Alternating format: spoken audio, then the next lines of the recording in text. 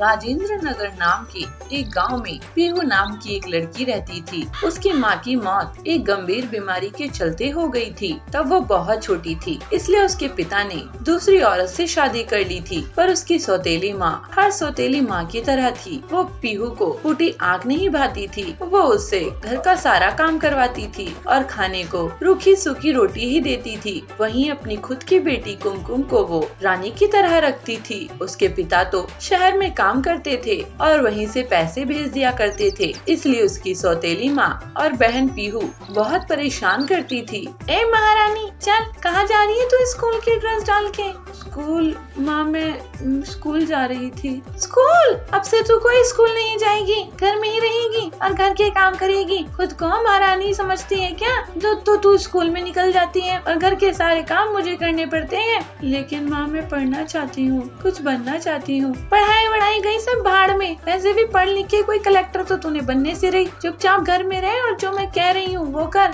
समझी? नहीं तो और भी तरीके आते हैं मुझे। पीहू अपने कमरे में चली जाती है और अपने बैग और स्कूल ड्रेस को निकालकर फिर से घर के कामों में लग जाती है। उसे अपनी माँ की बहुत याद आती है, इसलिए वो माँ लक्ष्मी को याद करने लगती है। हे माँ लक्ष्मी, आपने मुझसे मेरी माँ क्यों छीन ली और मेरे पापा को भी इतनी दूर भेज दिया। मैं मेरी सौतेली माँ का जरा भी मुझे पसंद नहीं करती, मुझे बहुत तंग करती है। एक दिन उसकी सौतेली माँ किरण अपनी बेटी बबली को कुछ कपड़े दिखा रही थी जो उसके पिता ने शहर से भेजे थे। देख मेरी लाडो रानी, कैसे कपड़े हैं ये, बहुत सुंदर है माँ, ये सब मेरे लिए है। हाँ, और किसके लिए होंगे? उस पीहू को मैं एक कपड़ा नहीं दूंगी। तभी पीहू वहाँ आ जाती है और उसकी माँ से कहती है, इससे पहले तू पूछे मैं बता देती हूँ कि तेरे बाप ने तेरे लिए कुछ नहीं भेजा। चल अब जा यहाँ से। पीहू उदास होकर अपने कमरे में आकर रोने लगती है। अगले दिन पीहू और बबली गांव से गुजर रहे थे। तभी बबली की सहेली उनके पास आती है और कहती है, अरे बबली, हम तेरे ही घर आ रहे थे, कल मेरा जन्मदिन है, तू आ जाना, ठीक है? तभी पीहू कहती है, तुम मुझे नहीं बुलाओगे?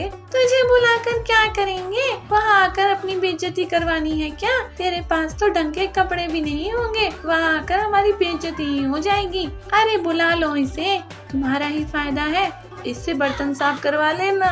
वो सभी पीहू पर हंसने लगते हैं। पीहू रोते हुए अपने घर आने लगती है, लेकिन तभी रास्ते में उसे एक घायल खरगोश दिखाई देता है जो पानी मांग रहा था। अरे प्यारे खरगोश, तुम्हें क्या हुआ? मुझे कुछ आवारा बच्चों ने बहुत मारा, तुम मुझे पानी पिला सकती हो? मुझे बहुत प्यास लगी है, मैं प्यासा नहीं मरना चाहता। पीहू तुरंत जाती है और अपने घर से पानी और कुछ हल्दी और कुछ औषधि लेकर आती है और वो खरगोश को पानी पीने को देती है और उसके घाव पर वो औषधि लगाती है। वो खरगोश कुछ ठीक हो जाता है और माँ लक्ष्मी के अवतार में बदल जाता है। बेटी पीहू, तुम इतने छोटे हुए भी कितनी समझदार और प्यारी हो। तुमने एक जानवर की जान बचाई और किसी भी जीव की जान बचाने का पुण्य बहुत बड़ा होता है। मुझे पता है कि तुम क्यों उदास हो। ये लो, ये जादुई गाउन, इसमें तुम बहुत ही सुंदर लगोगी और ये कभी गंदा भी नहीं होगा। और हाँ, तुम अपने मन अनुसार इसका रंग भी बदल सकती हो और ये तुम्हारी हर इच्छा पूरी करेगा बेटी। ऐसा कहकर देवी लक्ष्मी अंतर्ध्यान हो जाती हैं और पीहू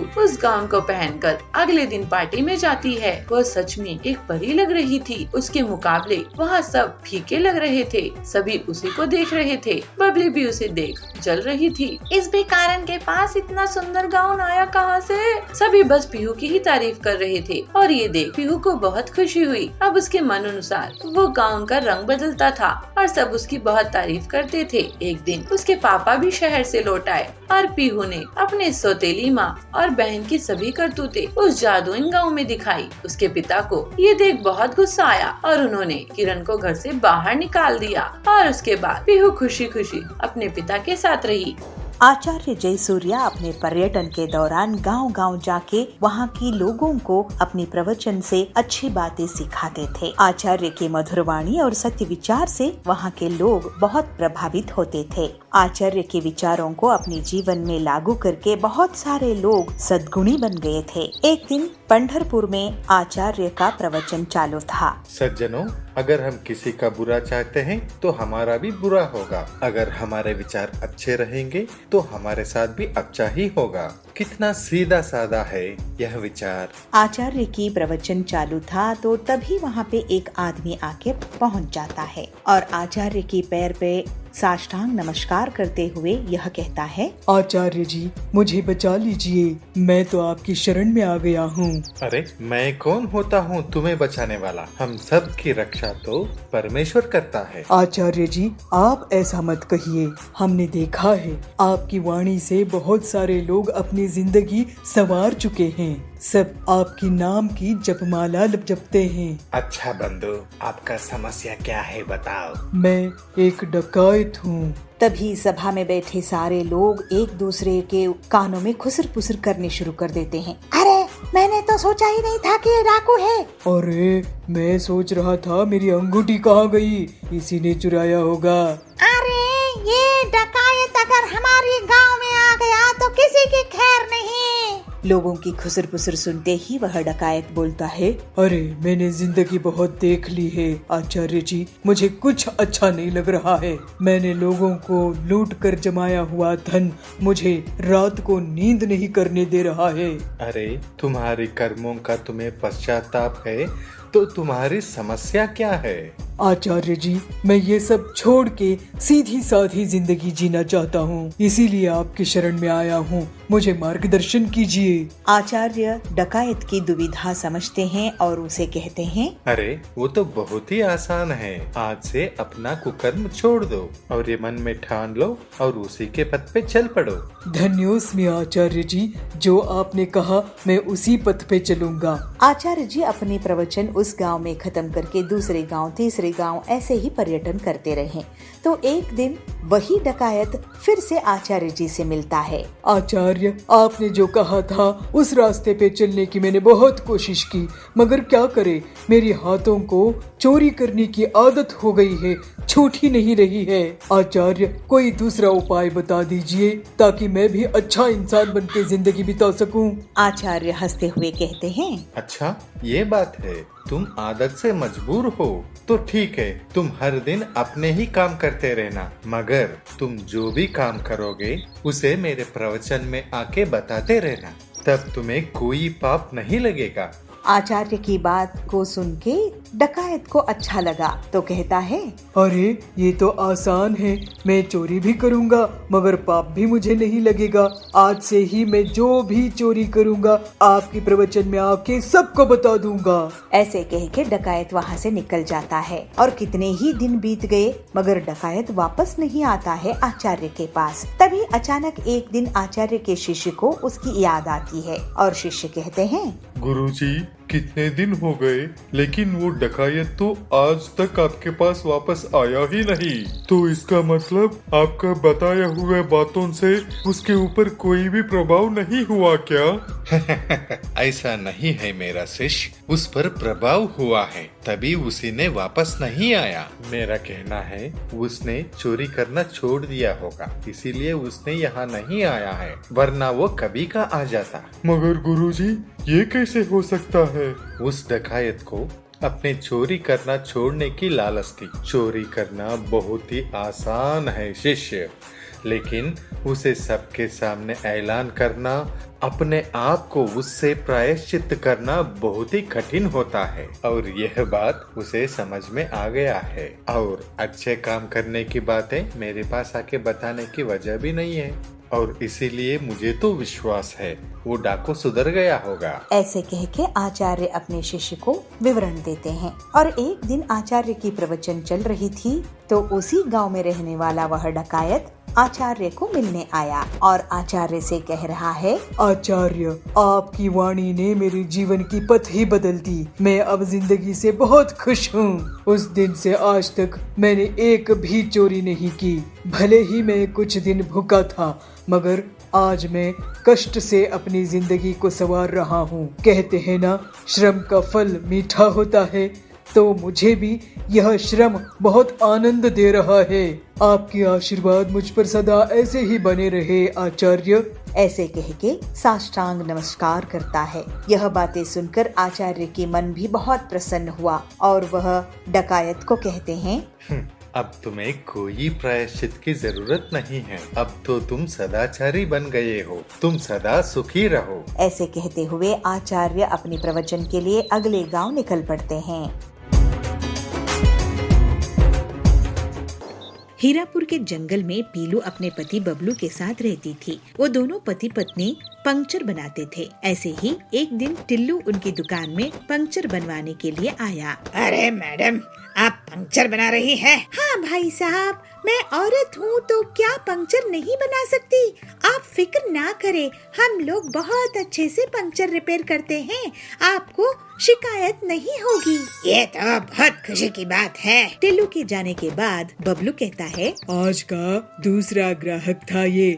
इतनी मेहनत के बाद भी कमाई नहीं होती है। पीलू एक दिन वो अपने पति से कहती है, सुनिए जी, हमारा ज्यादा फायदा नहीं हो रहा है क्योंकि हम दिन में सिर्फ 20 पंक्चर ही ठीक कर पाते हैं। हम कम से कम 30 पंक्चर बनाने होंगे। अच्छा, तो मैं कोई जुगाड़ करता हूँ। उनकी दुकान से कुछ दूरी पर कालू कव्वे की भी पंक्चर की दुकान थी। वो पीलू की बात सुनकर हिसाब लगाता है। पीलू चिड़िया, 30 नहीं, मैं तो 50 पंक्चर ठीक करूँगा अपनी दुकान में और तुम्हारी दुकान बंद करवा दूंगा। तो और 50 पंक्चर मेरे पास ठीक करवाने आएंगे, लेकिन उसके लिए मुझे एक चाल चलनी होगी। फिर कालू अपनी पत्नी सुंदरी को बहुत सारे कील देता है और अपनी दुकान से पहले खड़ा कर देता है। सुंदरी आने वाली गाड़ियों के नीचे कील फेंक देती थी, जिससे गाड़ियाँ पंक्चर हो जाती थी और फिर सुंदरी और कालू उनको अपनी दुकान में ले आते थे। इस तरह से वे लोग बहुत पैसे कमाने लगे। अरे, आपने देखा कि कालू कैसे लोगों की गाड़ियाँ पंक्चर करके उन्हें ठीक करता है और पैसे कमा रहा है। हाँ, ये बहुत गलत कर रहा है। एक दिन बहुत पछताएगा। लेकिन पीलू और बबलू के पास ग्राहक बहुत कम हो जाते हैं। इस बीच बबलू, पीलू भाभी, ये देखो मैं आप लोगों के लिए क्या लाया हूँ। ये है ऑटोमेटिक पंक्चर बनाने की मशीन। देखने में साधारण हवा भरने वाले पंप जैसी लगती है, लेकिन इससे आप लोग दिन में 100 पंक्चर बना सकोगे। लेकिन हरिया भाई, हमारे पास तो आजकल 10 ग्राहक भी नहीं आते हैं। फिर पीलू हरिया को कालू और सुंदरी के बारे में बताती है। तो हरिया तोता कहता है, तुम अपनी ईमानदारी मत छोड़ना, बाकी ऊपर वाले के हाथ में है। मैं आज से स्कूल और ऑफिस में लेटर देके आऊंगी कि हमारे यहाँ ऑटोमेटिक पंक्चर बनाने की मशीन है और जो ग्राहक आएंगे उसे हम 50% डिस्काउंट देंगे। ऐसे पीलू सोचती है। तो बबलू कहता है, आइडिया तो अच्छा है पीलू, कम से कम खाने के लायक पैसे तो आएंगे, नहीं तो कालू ने तो हमारी दुकान बंद ही करवा दी है। क्यों बबलू, ये मेरी नई कार कैसी लग रही है? सुनो, दुकान बंद करके तुम मेरे नए घर आना। बबलू, पीलू, देखना हमारी दीवार जितनी टीवी है, डबल डेकर फ्रिज है और सुंदरी के पास तो गहने भी है। तुम्हारी तरह गरीब नहीं है हम लोग। तो पीलू कहती है, जाओ कालू जाओ, हम ईमानदार थे, हैं और रहेंगे। कालू उनकी हंसी उड़ाकर चले जाता है। इसी तरह कुछ दिनों के बाद तेज रफ्तार से बड़ी सी गाड़ी आ रही होती है। सुंदरी ये देखकर सोचती है, अरे इतनी बड़ी कार, इनसे तो 1000 रुपए लूंगी पंक्चर ठीक करने का।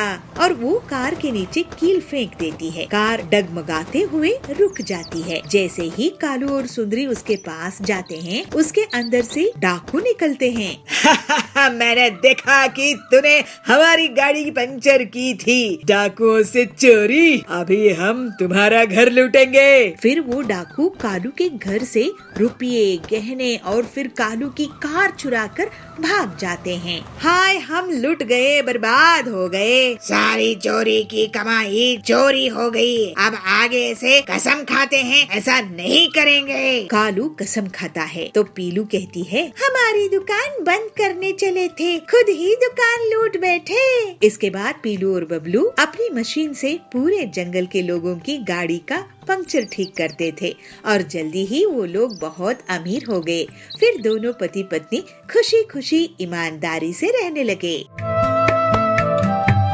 रामपुर के जंगल में सभी पक्षी खुशी खुशी रहा करते थे, लेकिन बबली चिड़िया हमेशा उदास रहती थी क्योंकि उसे कोई भी संतान नहीं थी। छोटे छोटे पक्षियों को देखकर उसके मन में आता था, इन छोटे छोटे बच्चों को देखकर कितना अच्छा लगता है, काश मेरे भी कोई संतान होती। पता नहीं देवी मुझसे क्यों रूठी हुई है। मैं उनसे आज प्रार्थना करूंगी कि मुझे भी वो संतान का सुख दें। जब तक वो मुझे वरदान नहीं देंगी तब तक मैं वहाँ से नहीं हटूंगी। ऐसा सोचकर बबली देवी माँ के पास जाती है। देवी माँ की मूर्ति के सामने बबली रोते हुए कहती है, हे देवी माँ, मुझे भी आशीर्वाद दो, मुझे भी कोई संतान हो। इतने साल हो गए मेरी शादी को, लेकिन मुझे अभी भी कोई अंडा नहीं हुआ है। मैं आपसे प्रार्थना करती हूँ। बहुत देर तक बबली देवी माँ के सामने प्रार्थना करती रहती है। थोड़ी देर बाद बबली वापस अपने घर आती है। कुछ दिनों बाद बबली को पता चलता है कि वो अंडे देने वाली है। बबली कहती है, हे देवी माँ, आपका बहुत बहुत धन्यवाद, आपने मेरी प्रार्थना स्वीकार कर ली। इसी तरह कुछ दिन बीत जाते हैं और बबली को इमली खाने की इच्छा होती है। फिर बबली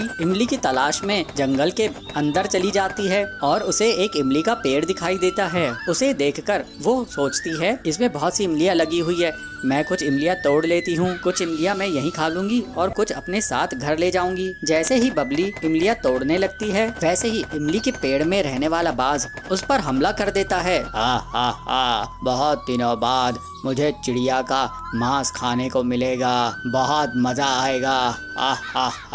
बबली उससे गिड़गिड़ाते हुए कहती है, मुझे छोड़ दो, मैंने तुम्हारा क्या बिगाड़ा है, मैं तो माँ बनने वाली हूँ। अच्छा ठीक है, जब तू माँ बन जाएगी उसके बाद मैं तुझे अपना शिकार बनाऊंगा, क्योंकि मैं किसी भी गर्भवती को अपना शिकार नहीं बनाता हूँ। बाज बबली को उठाकर एक गुफा में बंद कर देता है। बबली वहाँ पर रोने लगती है। जंगल में आने के पहले मैंने तो किसी को बताई भी नहीं, सभी लोग मेरी तलाश कर रहे होंगे। अब मेरे साथ साथ मेरा होने वाला बच्चा भी खतरे में पड़ गया है। दूसरी तरफ नदी के किनारे बबली चिड़िया के नहीं मिलने के कारण चारों तरफ हड़कंप मच जाता है। दोस्तों, लगता है बबली चिड़िया किसी मुसीबत में फंस गई है। हमें जंगल में जाकर देखना चाहिए, वो बहुत देर से किसी को दिखाई नहीं दी है। पीलू चिड़िया कहती है, हरिया काका, बबली दीदी देवी माँ की बहुत बड़ी भक्त थी, हम पहले देवी माँ से आशीर्वाद लेते हैं, फिर उन्हें ढूंढने जाते हैं। ऐसा सोचकर पीलू और हरिया काका पहले देवी माँ से आशीर्वाद लेने के लिए जाते हैं। हे देवी माँ, हमें आशीर्वाद दीजिए, हम बबली दीदी को ढूंढ निकाले। फिर पीलू और हरिया काका जंगल की ओर जाते हैं। थोड़ी ही देर बाद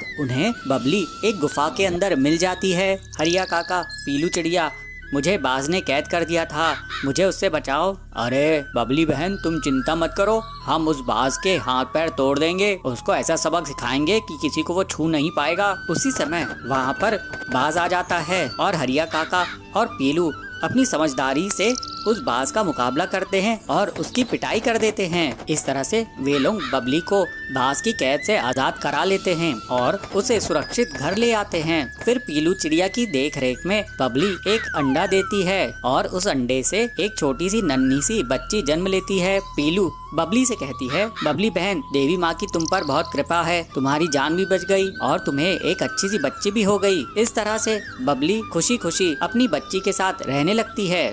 रामपुर नाम के गांव में दो भाई बहन अपने मम्मी पापा के साथ रहते थे। चिंटू और पिंकी को स्कूल जाना बिल्कुल भी पसंद नहीं था, इसलिए वो बहाने बनाकर स्कूल जाने से बचा करते थे। पिंकी, मेरा होमवर्क नहीं हुआ है और कल मुझे स्कूल भी नहीं जाना, बताना क्या करें। चिंटू, होमवर्क तो मैंने भी नहीं किया, ऐसा करते हैं तबीयत खराब होने का बहाना बना लेते हैं, ऐसा करेंगे तो मम्मी हमें स्कूल नहीं भेजेगी। दोनों आज रात ही तय कर लेते हैं कि कल वो तबीयत खराब होने का बहाना बनाएंगे। अगले दिन उनकी मम्मी के पास आती है, अरे बच्चों, स्कूल नहीं जाना क्या? चलो उठो और जल्दी से तैयार हो जाओ। नहीं मम्मी, मैं स्कूल नहीं जा पाऊंगी, मेरे पेट में बहुत तेज दर्द है। तुम चिंटू, तुम तो जाओ। मम्मी, मेरे पेट में भी दर्द है। ऐसा क्या खा लिया तुम लोगों ने जो इतना दर्द हो रहा है? ये तुम बहाना तो नहीं बना रहे? सच सच बताओ। नहीं मम्मी, सच बोल रहे हैं। तभी चिंटू के पापा अंदर आते हैं। सोनो, अरे भाग्यवान, जब उनकी तबीयत सही नहीं है तो रहने दो ना, क्यों जिद कर रही हो? बच्चों, लो तुम ये दवाई खा लो, तुम्हारे पेट दर्द को आराम मिलेगा। बच्चे सोने की दी हुई वो पेट दर्द की दवाई खा लेते हैं। पर कुछ घंटों बाद दोनों को तेज दर्द होने लगता है। चिंटू,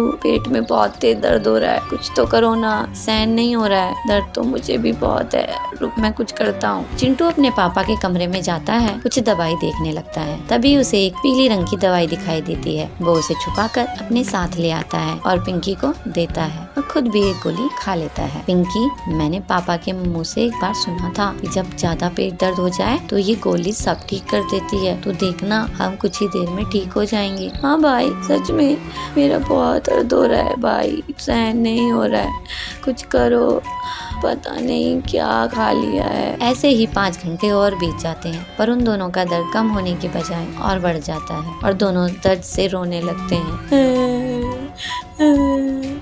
भाई बहुत दर्द हो रहा है।